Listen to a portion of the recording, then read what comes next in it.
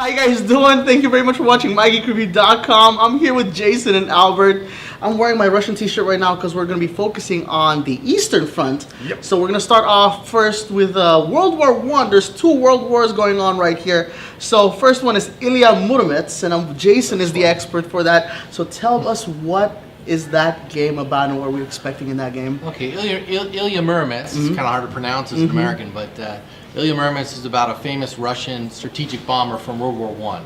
It's a large 4-engine bomber that saw action as early as 1916 on the Eastern Front. It flew for the Imperial Russian Air Force, you know, the Tsarist forces, against German and Austro-Hungarian aircraft during the war. So it really is a groundbreaking military aircraft, and the Russian Military Historical Society has contacted us and asked us to build this game that features this kind of pioneering aircraft of military aviation. So this is basically going to be seeing a lot of Russian historical stuff, which is really cool. From my understanding, this is from a previous game, which is Rise of Flight. You built on that engine, and now you're focusing on the Eastern Front. Tell us about the movement from Western Front to the Eastern Front. What challenges are you guys facing right now? Well, obviously we need new scenery. That's the big thing, and a different type of airplane. We never built the Ilya Muromets. It didn't fly on the Western Front, so we had to build it and put it on the Eastern Front. We built a large map that covers part of the Eastern Front that includes what's today a portion of the Ukraine, and that is one of the theaters that the Ilya Muromets flew in during the war. Also, the different villages and different style of buildings and the different landscapes we had to create from scratch. So a lot of bit of work went into it. And research, of course. And research, yeah. Not a lot of information right now we can find about this, because this was 100 years ago. So it's a lot of time, and I think that maybe we're the last who have the opportunity to do this, because maybe after 5 years nobody can do this, because it's just impossible to find information. Yeah, information is scarce. Yeah, and you guys basically learned a lot of stuff through that journey. Yes, right? of course. For us, it's also like a new universe. Yeah. Well, before I go, Jason here has promised me that if you're a Rise of Flight player, nothing has changed.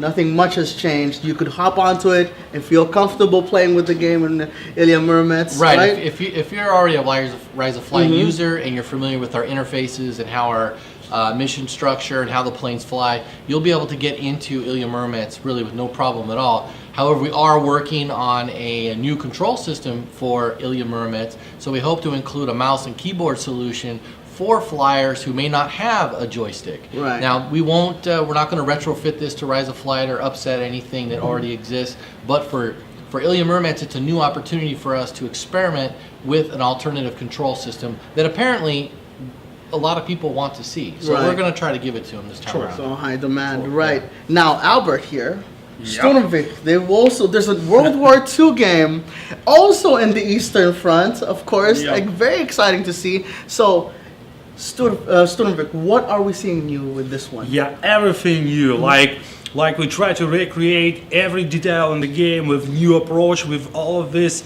PC power. We create a new physics model, new aerodynamics model, new damage model, new ballistic model, everything new, and with a lot of tiny details we find in the Russian archives, which was declassified just last year. And so right now we find new information that never been seen before. So for us it's also just very interesting process, and we want to present it for all players who love the hardcore flight simming all over the world. Right. And you guys never introduced this game as a historical game. You guys introduced this as a documentary game. Yep. Because this is actually living the life. This is actually what happened during the wars for Ilya Muromets and of course Sturmvik. Yes. So in terms of the Russian, the biggest thing of course for a Russian battle and in that theater of battle, what have you included in terms of planes? Are we going to see historical stuff? Are we going to see more of the experimental things? Or only historical, because we want you to understand what really happened on the Eastern Front during this devastation Stalingrad battle. And you can prove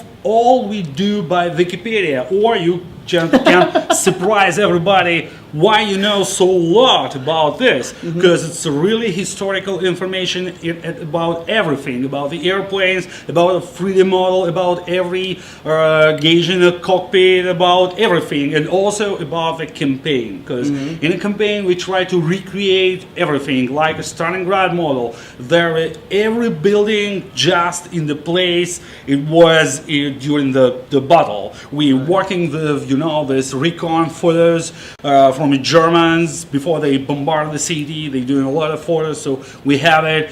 And also in campaign, we want to tell you a story, step by step, how things changed, the force position, the Germans and the Soviet. And the story begins in November 1942 from the Russian counteroffensive operation. So this was the tuning point of the whole German campaign on the Eastern Front. So yeah, this is a documentary game about the Eastern Front. So, and we hope this is just a beginning, and soon after this we can start work on different theaters.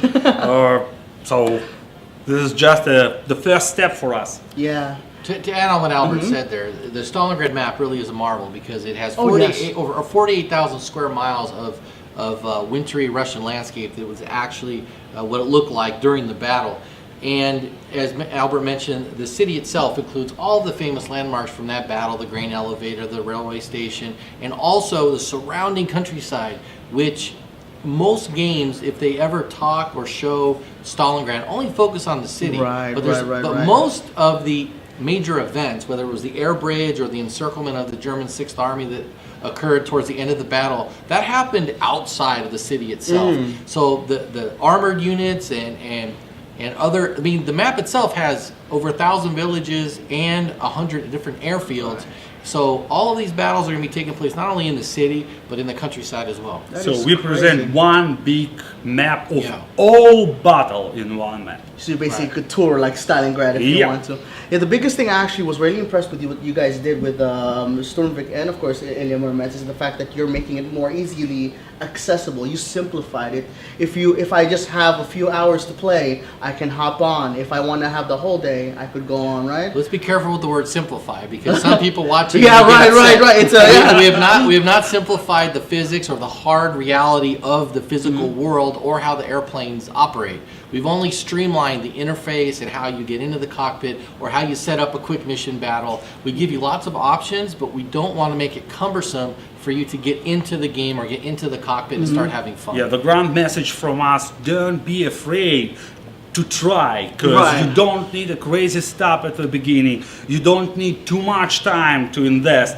For the beginning, just enough. The simple joystick is about $50 and just a couple of hours. That's all. Soon after this, maybe you can be lost for the whole world for some years, like me, because you are now the really part of the society, the people who love these games, and you can learn a lot more after this.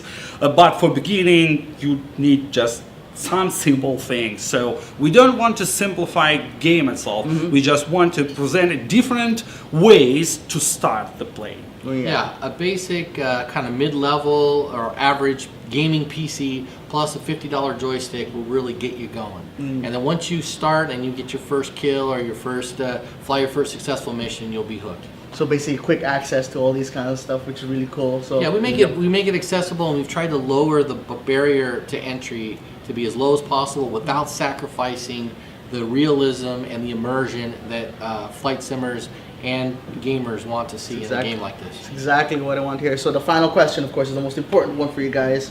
When are we seeing these games for Ilya Muromets and, of course, Sturmvik? Well, I'll let Albert answer, but basically, IL-2 Sturmvik Battle Stalingrad will be ready for market, final retail release probably end of September timeframe of this year, 2014, and then Ilya Muromets will be released in Q4 at some point, but early access will begin in August.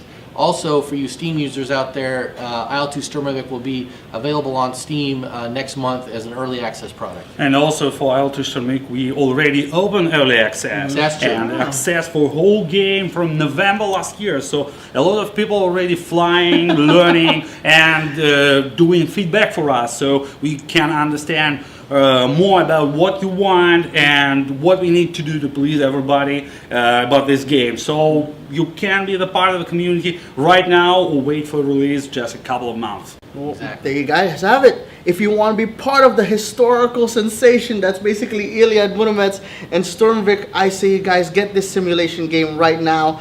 I know simulation games might be intimidating, but these guys are making it a lot more fun and of course a lot more educational. So once again, thank you for you guys. Thank you. Thank you. I cannot wait. So for more stuff like this, head over to MGR.com, or you could go to their website to see Sturmvik and Steam as well, and Ilya Muromets to see that soon. So make sure you guys head over for them for more information, and I'll see you guys later.